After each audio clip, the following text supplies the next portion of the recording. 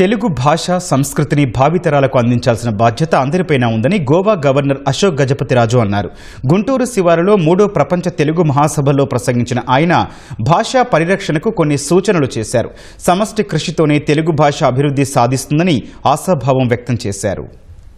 మన ఘన చరిత్ర వల్ల వచ్చే మానవ విలువలు మన భావితరాలకి అందించడంలో కాస్త వైఫల్యం చెందాం ఏమో అని ఒక అనుమానంగా ఉంది. భాష ఉండాలి, తెలుగు సంస్కృతి ఉండాలి, తద్వారా మనకి భారతీయ విలువలు ఎలా పెరిగాయో భావితరాలకి అందించాలని మనం అందరూ అనుకున్నా ఆ కోరికల్ని కార్య రూపంలో ఎలా దాల్చాలి అది మన అందరి ముందన ఒక పెద్ద సమస్యగా నిలబడి ఉందని నేను అనుకుంటా ఉన్నాను.